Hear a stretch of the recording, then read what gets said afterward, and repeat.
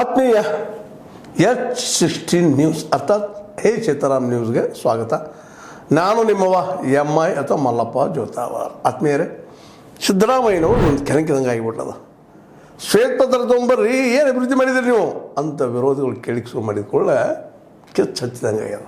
ಏನು ಅಭಿವೃದ್ಧಿ ಮಾಡಿದ್ದೀನಿ, ಅನುದಾನ ಕೊಡೋದಿಲ್ಲಲ್ರಿ, ಗಂಟೆಯಲ್ಲಿ ನಿಮ್ಮ ಕಡೆ ಅಂತ ಕೇಳಿದಾಗ ಸಂಕಟಾಗಿ ಶಾಸಕಾಂಗ ಸಭೆಯಲ್ಲೇ ಮುಂದುವರೆದು ಮಾತಾಡಿದಾರೆ.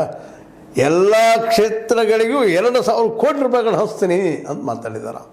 2,000 ಕೋಟಿ ಹಂಚ್ತಾರಂತ ಎಲ್ಲ ಕ್ಷೇತ್ರಗಳಿಗೆ, 224 ಕ್ಷೇತ್ರಗಳಿಗೆ. ಇನ್ನು ವಿರೋಧಿಗಳು ಏನು ಮಾತಾಡೋ ಅವಶ್ಯಕತೆ ಇಲ್ಲ, ನಾವು ಕೊಡ್ತಾ ಇದ್ದೀವಿ, ನಮ್ಮದೆಲ್ಲ ಅಭಿವೃದ್ಧಿ ಐತಿ, ಸಮೃದ್ಧ ಐತಿ, ನಮ್ಮ ಬಜೆಟ್ ಸಮೃದ್ಧ ಐತಿ ಅನ್ನುವಂಥ ಮಾತನ್ನು ತಲುಪಿಸ್ರಿ ಅಂತ ಶಾಸಕರಿಗೆ ಹೇಳ್ತಾ ಇದ್ದಾರೆ.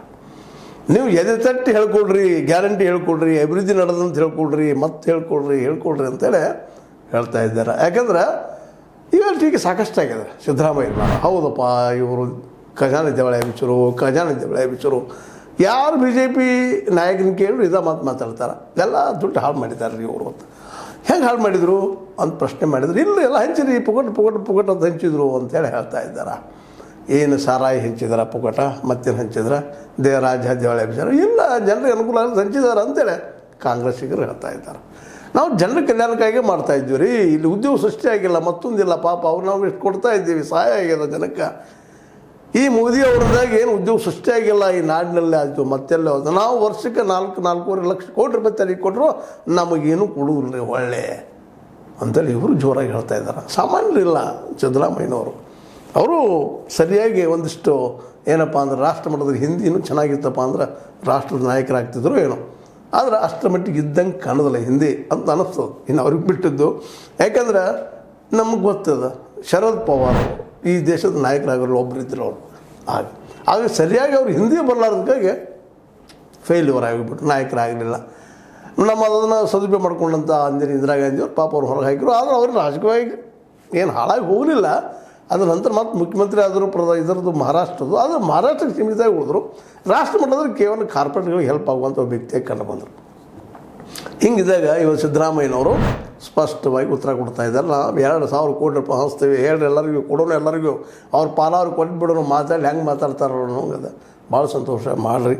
ಯಾಕಂದ್ರೆ 2,000 ಕೋಟಿ ರೂಪಾಯಿ ಈ ಸಣ್ಣ ಅಮೌಂಟ್ ಅಲ್ಲ, ಆದರೂ ಹಾಗಂತೆ ಭಾಳ ದೊಡ್ಡದು ಅಂತಲ್ಲ. ಒಂದು ಅನುದಾನಕ್ಕೆ ಏನು ಬೇಕು, ಅಲ್ಲಿ ಲೋಕಲ್ ಡೆವಲಪ್ಮೆಂಟಿಗೆ ಏನು ಬೇಕು ಅವು ಕೊಡೋದಕ್ಕೆ ಅನುಕೂಲ ಆಗುವಂಥ ಒಂದು ಏನಪ್ಪ ಅಂದ್ರೆ ಒಂದು ವಿಶೇಷವಾದ ಸಂದರ್ಭವನ್ನು ಕ್ರಿಯೇಟ್ ಮಾಡ್ತಾಯಿದ್ದಾರೆ. ಈ ಸಂದರ್ಭದಲ್ಲೇ ಅವರು ಅದೇ ಕಾಲಕ್ಕೆ BJPನ ಟೀಕಾ ಮಾಡೋದನ್ನು ಬಿಟ್ಟಿಲ್ಲ. ಹೌದು, ಭಾಳ ಮಾತಾಡಿದ್ರಿ, ಎಲ್ಲಿದಪ್ಪ ನಿಮ್ಮದು ಎಲ್ಲ ಅಂತೇಳಿ. ಮಹದಾಯಿ ಮಾಡ್ತಾನಂದ್ರಿ, ಮತ್ತೊಂದಂದ್ರಿ, ಇನ್ನೊಂದಂದ್ರಿ, ನೀವು ಏನು ಮಾಡಿದ್ರಿ, ಎಲ್ಲಿದಾವೆ ನಿಮ್ಮ ಮಹದಾಯಿ ರಕ್ತ ಎಲ್ಲ ಬರೆದು ಕೊಡ್ತಂತ ಹೇಳಿದ್ರು ನಮ್ಮ ಇವರು ಬೊಮ್ಮಾಯಿ ಅವರು. ಎಲ್ಲಿ ಬಗೆಹರಿಸಿದ್ರಿ ಅದನ್ನು, ಮುಗಿದು ಹೋಗಿಬಿಡ್ತಂದು. ಅದು ಪ್ರಹ್ಲಾದ್ ಜೋಶಿ ಅಂತವ್ರು ಎಲ್ಲರೂ ಕೂಡ ಹೇಳಿದರೆ ನಾವು ಬಗೆಹರಿಸ್ತೀವಿ ಅಂತೇಳಿ. ಯಾವ ಬಗೆಹರಿಸಿದ್ರು ಅನ್ನುವಂಥ ಮಾತನ್ನು ಕೇಳ್ತಾ ಇದ್ದಾರೆ. ಮುಂದೆ ಅದೇ ಕಾಲಕ್ಕೆ ವಕ್ಫ್ ಹೆಚ್ಚು ನೋಟಿಸ್ ಕೊಟ್ಟವ್ರು ನೀವರೇಪ್ಪ, ನೀವು ಮಾಡಿದವರು ಅದನ್ನು ನಮ್ಮ ಹಾಕೋಕ್ಕೆ ಪ್ರಯತ್ನ ಮಾಡಿದ್ರಿ ಅಂತ ಅದಕ್ಕೂ ಉತ್ತರ ಕೊಡ್ತಾ ಇದ್ದಾರೆ. 1-2 ಅಷ್ಟು ಸ್ಪಷ್ಟವಾಗಿ. ಮತ್ತು ಇನ್ನೊಂದು ಮಾತು ಹೇಳ್ತಾ ಇದ್ದಾರೆ, ಉತ್ತರ ಕರ್ನಾಟಕದ ಏನಾದರೂ, ಅದರಲ್ಲೂ ಹೈದರಾಬಾದ್ ಕರ್ನಾಟಕದ ನಾವು ಕರಿತೀವಿ ಕಲ್ಯಾಣ ಕರ್ನಾಟಕ, ಅದರದ್ದು ಏನಾದರೂ ವರ್ಕ್ ಆಗಿದ್ರೆ ನಮ್ಮಿಂದ ಅಂತೇಳಿ ನಂಜುಂಡಪ್ಪ ವರದಿಯನ್ನು ನೀವು ತರ್ತಂತ ಹೇಳಿದ್ರಿ. ಡಾಕ್ಟರ್ ನಂಜುಂಡಪ್ಪನವರು ವರದಿ ಕೊಟ್ಟಿದ್ದು ಉತ್ತರ ಕರ್ನಾಟಕ ಯಾವ ರೀತಿಯಾಗಿ ಬೇಕಾದ, ಮತ್ತು ಉತ್ತರ ಕನ್ನಡದ ಎಲ್ಲ ಹೆಚ್ಚು ತಾಲೂಕುಗಳು ಹೆಂಗೆ ಹಿಂದುಳಿದಾವ, ಅವಕ್ಕೇನು ಪರಿಹಾರ ಬೇಕು ಅಂತ ಹೇಳಿದರು. ಅದು ನೀವೇನು ಮಾಡಿದ್ರಿ, ಎಲ್ಲಿ ಮಾಡಿದ್ರಿ BJPಗರ ಅಂತ ಪ್ರಶ್ನೆ ಮಾಡ್ತಾ ಇದ್ದಾರೆ. ಅದನ್ನು ಮಾಡಿದವ್ರು ನಾವು, ಅದರಲ್ಲೂ LK ಆದ್ನಾನಿಯವರು ಅದನ್ನು ತಿರಸ್ಕಾರ ಮಾಡಿದರು. 371J ಕಲ್ಯಾಣ ಕರ್ನಾಟಕದ ಅಭಿವೃದ್ಧಿಗೆ ಒಂದು ಮೀಸಲಾತಿಯನ್ನು ಅದು ನಾವು ಮಾಡಿದ್ವಿ, ನಮ್ಮ ಗೌರ್ಮೆಂಟ್ ಮಾಡಿದ್ರು. ನಮ್ದು ಏನಿದ್ರು ಒಂದು ಪಾಸಿಟಿವ್ ಅದ ರೀ ನಮ್ಮಲ್ಲಿ. ನೀವು ಸುಮ್ಮನೆ ಆರೋಪ ಮಾಡಬೇಡ್ರಿ ಅಂತೇಳಿ BJPಗೆ ಎಚ್ಚರಿಕೆ ಕೊಡ್ತಾ ಇದ್ದಾರೆ. ಉತ್ತರ ಕರ್ನಾಟಕ ಆಯಿತು, ಕಲ್ಯಾಣ ಕರ್ನಾಟಕ ಆಯಿತು, ನಮ್ಮ ಕಿತ್ತೂರು ಕರ್ನಾಟಕ ಎಲ್ಲದಕ್ಕೂ ಅನುಕೂಲ ನಾವು ಮಾಡಿಕೊಡ್ತಾ ಇದ್ದೀವಿ, ಮಾಡ್ತೀವಿ, ಅದರಲ್ಲಿ 2 ಮಾತಿಲ್ಲ ಅನ್ನುವಂಥ ಮಾತನ್ನು. ಇದು ಒಂದು ಏನಪ್ಪ ಅಂತಂದ್ರೆ ಇವತ್ತಿನ ಈ ಕರ್ನಾಟಕದ ರಾಜಕಾರಣದಲ್ಲಿ ಒಂದು ದಿಟ್ಟವಾದ ಉತ್ತರ ಕೊಡುತ್ತಿರುವಂಥ ವ್ಯಕ್ತಿಯವರು ಕೊಟ್ಟಿದ್ದಾರೆ. 2,000 ಕೋಟಿ ರೂಪಾಯಿ ಹಂಚ್ತೀರ ಅಂತ ಹೇಳಿದ್ದಾರೆ, ಹಂಚಲಿ. ಆದರೆ ಒಂದು ಮಾತಿಲ್ಲಿ ಅವರು ಸ್ಪಷ್ಟವಾಗಿ ನಾವು ಕೇಳಬೇಕಾಗಿದ್ದಿಷ್ಟ, ಅಲ್ಲ ರೀ, ಒಮ್ಮೆ ಶ್ವೇತಪತ್ರ ಹೊರಡಿಸಿಬಿಡ್ರ, ಏನು ತಪ್ಪ ನೀವು ಮಾಡಿದ ಸರಿ ಅದ, ಕರೆ ಅದ, ಸುಳ್ಳೇನಿಲ್ಲ, ಏನು ಡೆವಲಪ್ಮೆಂಟ್ ಆಗಿದೆ, ಶ್ವೇತಪತ್ರ ಹೊರಡಿಸಿ ತೋರಿಸ್ರಿ ಅವ್ರಿಗೆ. ನೀವು ಮಾಡಿದ್ದು ಇರ್ತದಲ್ಲ ಶ್ವೇತಪತ್ರದಾಗ, ಅದಕ್ಕಾಗಿ ನೀವು ಭಯ ಪಡ್ತೀರಿ ಅಂತೇಳಿ BJP ಕೆಲವೊಂದು ನಾಯಕರು ಕೇಳ್ತಾ ಇರ್ತಾರೆ. ಹೊರಗೆ ಬರಲಿ ನೋಡೋಣ ಅಂತೇಳಿ. ಅವ್ರು ರಾಜಕೀಯ ಕೇಳ್ತಾ ಇದ್ದಾರೋ ಮತ್ತದು ಕೇಳ್ತಾ ಇದ್ದಾರೋ ಆ ಮಾತು ಬೇರೆ. ಆದರೆ ಸಹಜವಾಗಿ ನಾವು ಸಹಿತ ನಮ್ಮಂಥವ್ರು ಸಹಿತ ಒಂದಿಷ್ಟು ಪ್ರಶ್ನೆ ಮಾಡ್ತಾರೆ. ಹೌದು ನೀವು ಮಾಡಿದಿರಿ, ಮಾಡ್ತಾಯಿದ್ರಿ, ಕಣ್ಣಿಗೆ ಕಾಣ್ತಾ ಇದೆ, ಅದು ಸಣ್ಣ ವಿಷಯ ಅಲ್ಲ. ಅದು ಈ ಒಂದು ಗ್ಯಾರಂಟಿಗಳನ್ನು ಕೊಡೋದು, ಆದರೆ ಅದಕ್ಕಿಂತ ಉದ್ಯೋಗ ಸೃಷ್ಟಿ ಮಾಡೋದಕ್ಕೆ ನೀವೇನು ಮಾಡ್ತಾಯಿದ್ದೀರಿ ಅನ್ನೋದನ್ನು ಜನಕ್ಕೆ ಹೇಳ್ರಲ್ಲ ಅನ್ನೋಂಥ ಮತ್ತಷ್ಟು ಮಾತುಗಳು ಕೇಳಿ ಬರ್ತಾ ಇದ್ದಾವೆ. ಯಾಕೆಂದರೆ ಸಿದ್ದರಾಮಯ್ಯನವರಿಂದ ಒಂದು ಸಾಧ್ಯದ ರೈತರಿಗೆ ಅವರು MSPಯನ್ನು ಕರ್ನಾಟಕದ ಮಟ್ಟಿಗೆ ಕಾನೂನು ಮಾಡಲಿಕ್ಕೆ ಅವ್ರಿಗೆ ಸಾಧ್ಯ. ಕಾನೂನು ಮುಗಿದ ಮೇಲೆ ಕಳಿಸ್ರಿ ಸೆಂಟ್ರಲ್ಗೆ. ಅವ್ರು ರಿಜೆಕ್ಟ್ ಮಾಡಲಿ ಬೇರೆ ಏನು ಮಾಡ್ತಾರೆ. ಮುಂದೆ 3 ಕಾನೂನು ಅವ್ರು ಸ್ವತಃ ಮೋದಿ ಅವ್ರು ತೆಗೆದಾರೆ, ಅದನ್ನು ತೆಗೆದು ಕಳಿಸಿಬಿಡ್ರಿ. ಕಣ್ಣಿಗೆ ಕಾಣುವಂಥ ಸತ್ಯಗಳು ಇವು ಮಾಡುವಂಥವು, ಇವ್ರು ಯಾಕೆ ಮಾಡೋದು ಹಿಂಜರಿತಾ ಇದ್ದೀರಿ ಅಂತ. ಮತ್ತು ರಾಹುಲ್ ಗಾಂಧಿಯವ್ರ ಸಪೋರ್ಟ್ ಅದ, ಅದಕ್ಕೆ ನಿಮಗೆ ಓಪನ್ ಆಗಿ ಮಾತಾಡ್ತಾ ಇದ್ದಾರೆ. ಅವರು ಸೆಂಟ್ರಲ್ದಲ್ಲಿ ವಿರೋಧ ಮಾಡ್ತಾ ಇದ್ದಾರೆ, ನೀವು ಕಾನೂನು ನಾವು ಮಾಡ್ತೀವಿ ಅಂತೇಳಿ. ಮತ್ತು ಈಗಾಗಲೇ ನೀವು ಸರ್ವೆ ಮಾಡಿದ್ದನ್ನು ಈ ಒಂದು ಹಿಂದೆ ನಿಮ್ಮ ಈ ಒಂದು ಎಜುಕೇಷನ್ ದೃಷ್ಟಿಕೋನಾಗಿರ್ಬೋದು, ಸಾಮಾಜಿಕವಾಗಿ ನೀವು ಮಾಡಿದಂಥ ಒಂದು ಏನು ಸರ್ವೆ ಅದಲ್ಲ ಈ ಹಿಂದುಳಿದವ್ರದ್ದು, ಅದನ್ನು ಬಿಡುಗಡೆ ಮಾಡಿರಿ. ಏನು ನಿಮ್ಗೆ ಗೊತ್ತಾಗಲ್ಲ ಜನಕ್ಕೆ. ಯಾಕಪ್ಪ ಅಂತಂದ್ರೆ ಈ ಎಲ್ಲ ದಿಟ್ಟ ನಿಲುವುಗಳು ಸಾಮಾನ್ಯರಲ್ಲಿ ಬರುವಂಥ, ಸಾಮಾನ್ಯ ನಾಯಕರು ಬರುವಂಥ ವಿಷಯ ಅಲ್ಲ. ಅವ್ರು ಕೇವಲ ಕುರ್ಚಿ ರಕ್ಷಣೆ ಮಾಡಿಸೋಳಾಗಿ ಪ್ರಯತ್ನ ಮಾಡ್ತಿರ್ತಾರೆ. ನೀವು ಮಾಡಲೇ ಬುದ್ಧಿಲ್ಲ ಅಂತಲ್ಲ, 2 ಸಲ CM ಆದರೆ ನೀವು ಕುರ್ಚಿ ಬಚಾವ್ ಪ್ರಶ್ನೆ ಇವತ್ತಂತೂ ಏನಿಲ್ಲ. ಯಾಕಂದ್ರೆ ಕುರ್ಚಿ ಬಚಾವ್ ಭದ್ರದ.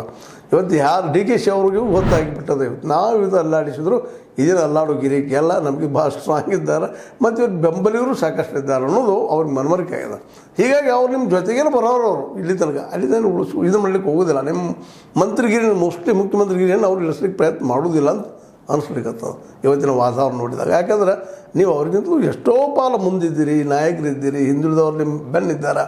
ಹೀಗಾಗಿ ನೀವು ಇವತ್ತು ಪಂಚಮಸಾಲಿ ಅವರು ನೇರವಾಗಿ 2A ಕೊಡಲಿಕ್ಕೆ ಆಗೋದಿಲ್ಲ ಅಂತ ಹೇಳಿದ್ದು ಇನ್ನುಳಿದವ್ರಿಗೆ ಸಾಧ್ಯ ಇಲ್ಲದ ವಿಷಯ. ಮುಂದೆ ಹಾಕೋ ತೊಗೊಂಥದ್ದು ಬೊಮ್ಮಾಯಿಯವ್ರಿಗೆ ಸಾಧ್ಯ ಆಗಿರಲಿಲ್ಲ, ಯಡಿಯೂರಪ್ಪನವ್ರಿಗೆ ಸಾಧ್ಯ ಆಗಿರಲಿಲ್ಲ. ನಿಮಗಂತೂ ದಿಟ್ಟಾಗಿ ಹೇಳೋದಿಲ್ಲ ಅವ್ರು 2A ಅದಾಗ ಕೊಡ್ಲಿಕ್ಕೆ ಬರೋದಿಲ್ಲಪ್ಪ ಅಂತೇಳಿ. ಮತ್ತು ಅವ್ರು ಮಾಡಿದ್ದೇನಪ್ಪ ಅಂತಂದ್ರೆ ಸಾಹಸ ಮಾಡಿದ್ದಂದ್ರೆ ಆ ಮುಸ್ಲಿಮರ ಒಂದು ರಿಸರ್ವೇಷನ್ ತೆಗೆದು ಇವ್ರು ಹೆಂಚಿದ್ದು 2D 2C ಅಂತೇಳಿ ಮಾಡಿ ಅವ್ರಿಗೊಂದು 2%, ಅವ್ರಿಗೊಂದು 2% ಹಂಚಿ ಏನೋ ಮುಲಾಮ್ ಸ್ವರೂಪ ಕೆಲಸ ಮಾಡಿದರು. ಅದು ಅವರ ಒಂದು ರಾಜಕಾರಣ. ಅದು ನೀವು ಹಂಗೆ ಹೇಳಲಿಲ್ಲ. ಅದು ಸುಮ್ಮನೆ ನಮ್ಮಲ್ಲಿ ಕನ್ನಡದ ಗಾದಿ ಮಾತಾಡ್ತಿದ್ದಲ್ಲ ರೀ, ಹೆಗ್ಗನ ಗುಜ್ಜಾಗಿಟ್ಟ ಸಾಫ್ ಮಾಡೋದು ಅದು ಮಾಡಲಿಲ್ಲ. ನೇರವಾಗಿ ಹೇಳಿದ್ರಿ 2A ನೀವು ಕೊಡಲಿಕ್ಕೆ ಆಗೋದಿಲ್ಲ, ಅದು ನೀವು ಹೋರಾಟ ಮಾಡಲಿ ತಪ್ಪೇನಿಲ್ಲ ಅಂತೇಳಿ.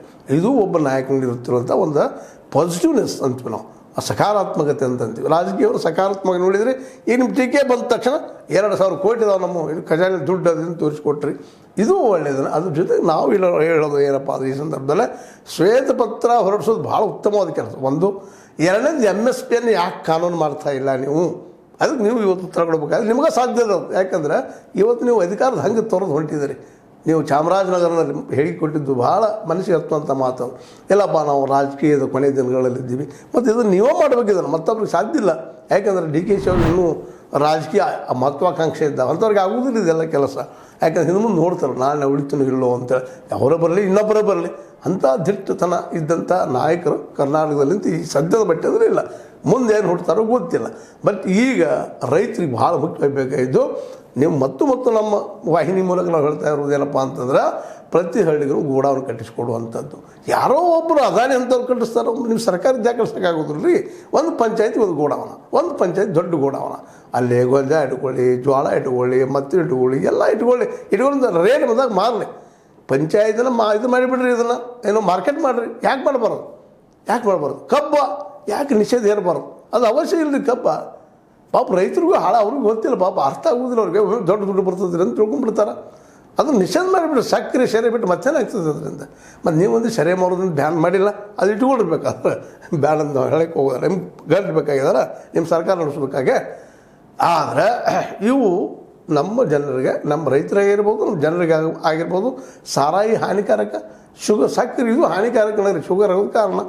ಅದಕ್ಕಾಗಿ ಇವೆಲ್ಲ ನೆಲೆಯಲ್ಲಿ ಅದೇನೂ ಇರಲಿ, ಅದು ನಿಮ್ಮ ವಿಚಾರಕ್ಕೆ ಬಿಟ್ಟಂಥದ್ದು. ಬಟ್ ಇಲ್ಲಿ ವಿಚಾರ ಏನಪ್ಪ ಅಂತಂದ್ರೆ ನೀವು MSP ಕಾನೂನು ಮಾಡಬೇಕು ಅನ್ನೋದು ಭಾಳಷ್ಟು ಜನರು ಒತ್ತಡ. ಮತ್ತು ಪ್ರತಿ ಹಳ್ಳಿಗೂ, ಪ್ರತಿ ಪಂಚಾಯತಿ, ಹಳ್ಳಿ ಅನ್ನೋದಿಲ್ಲ ಪಂಚಾಯತಿಗೆ ಒಂದು ಗೋಡಾವನ, ಆ ಗೋಡಾವನ ಪಂಚಾಯತಿ ಅಂಡರ್ದಲ್ಲಿ ಇಟ್ಟರಪ್ಪ ಅಂತಂದ್ರೆ ಜೊತೆಗೆ ಕೈಗಾರಿಕೆಗಳ ಸಲುವಾಗಿ ಮಾನ್ಯಷ್ಟೇನೋ ಬಂತು, ಡಿಸ್ಕಷನ್ ಇಲ್ಲ.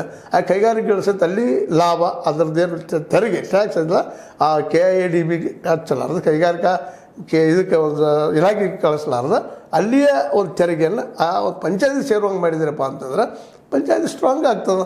ಅದು ತಮ್ಮ ಅರ್ಥ ನೆಲೆ ಮೇಲೆ ತಾವು ಗಟ್ಟಿ ನಿಂತರೆ ನೀವು ಅವ್ರಿಗೆ ಸಾಲ ಮನ್ನಾ ಮಾಡಿರಿ ಮತ್ತೊಂದು ಮನ್ನಾ ಮಾಡಿರಿ ಕೇಳೋ ಪ್ರಶ್ನೆ ಬರೋದಿಲ್ಲ.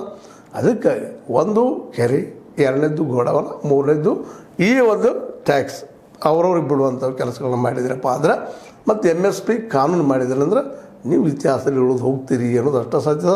ಮತ್ತು ಪಂಚಮಸಾಲಿಯವರಿಗೆ ಅವ್ರಿಗೆ ಪಾಪ ಅನಗತ್ಯ ಯಾರ್ಯಾರೋ ಮಿಸ್ಗೈಡ್ ಮಾಡ್ತಾಯಿದ್ರು, ಅದನ್ನು ನೀವು ತಪ್ಪಿಸಿದ್ರಿ.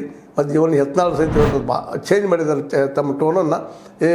ನಮಗೆ 2A ಏನು ಬೇಕಾಗಿಲ್ಲ, 2D 2C ಕೋರ್ಟ್ ನಮಗೆ ಅಂತ ಇದ್ದಾರೆ. ಅದನ್ನು ಕೂಡ ಸುಪ್ರೀಂ ಕೋರ್ಟ್ ಏನು ಡಿಸಿಷನ್ ಮಾಡ್ತದೆ. ಅವ್ರು ಹೋರಾಟ ಯಾವ ರೀತಿ ಮಾಡ್ತಾರೆ. ಅದನ್ನು ಆ ಸಂದರ್ಭದಲ್ಲಿ ತೆಗೆದುಕೊಂಡಂಥ ನಿರ್ಧಾರ ಮಾತ್ರ ದಿಟ್ಟ ನಿರ್ಧಾರ ಅಂತ ಈ ಒಂದು ನಿರ್ಧಾರ ಅವರು ಟೀಕಾ ಮಾಡಿದ್ರೆ ಇವತ್ತು 2,000 ಕೋಟಿ ಇಟ್ರಿ. ಹಾಗೆ ಇವತ್ತು ಎಲ್ಲ ರೈತರಿಗೆ ಅನುಕೂಲ ಆಗುವಂಥ ಅಗ್ದಿ ಸಿಂಪಲ್ ಗೋಡಾವನ ಒಂದು ಇದಕ್ಕೆ ಪಂಚಾಯತಿ ಜೊತೆಗೆ ಒಂದು ಕೆರೆನೋ ಮತ್ತು ನೀರು ವ್ಯವಸ್ಥೆ ಮಾಡಿರಪ್ಪ ಅಂದ್ರೆ ನಿಶ್ಚಿತವಾಗಿಯೂ 2 ರೀತಿ ಲಾಭ ಆಗ್ತದೆ. ಒಂದು ಮಾರ್ಕೆಟ್ ಸಿಗ್ತದೆ ರೈತರಿಗೆ, ಎರಡನೇದಾಗೆ ತಮ್ಮ ಬೆಳೆಗೆ ಮುಖ್ಯವಾಗಿ ಬೇಕಾದ ನೀರು ಇದ್ರೆ ನೀವು ಕಲ್ಲಾಗಿಸೋದು ಬೆಳೆ ಬೆಳಿಬೋದು, ಅವ್ರು ಬೆಳೆ ಬೆಳೆದಕ್ಕೆ ಅನುಕೂಲ ಆಗ್ತದೆ ಅಂತ ಹೇಳ್ತಾ ಇದು ಇವತ್ತಿನ ಸಿದ್ದರಾಮಯ್ಯ ಮೇಲಿನ ಒಂದಿಷ್ಟು ಚರ್ಚೆ. ಸಿದ್ದರಾಮಯ್ಯ ನಾಯಕರು ಹಿಂದೂ ಅದಾರ ಮುಂದೆ ಉಳಿಯುವಂಥ ಒಂದು ಕೆಲಸ ಮಾಡಲಿ ಅನ್ನೋದು ನಮ್ದು ಒತ್ತಡ, ಪ್ರೀತಿಯ ಒತ್ತಡ. ಇದನ್ನು ಲೈಕ್ ಆಗ್ಬೋದಾ? ಲೈಕ್ ಮಾಡಿ, ಶೇರ್ ಮಾಡಿ, ಕಮೆಂಟ್ ಮಾಡಿ, ಜೊತೆಗೆ ಸಬ್ಸ್ಕ್ರೈಬ್ ಆಗೋದು ನಿಲ್ಲಿಸ್ಲಿಕ್ಕೆ ಹೋಗ್ಬೇಡ್ರಿ ಅಂತ ಹೇಳ್ತಾ H16 ನ್ಯೂಸ್ ಅಥವಾ ಹೇ ಸೀತಾರಾಮ್ ಇದು ಸತ್ಯದ ಕೈಗಳಲ್ಲಿ ವಂದನೆಗಳು.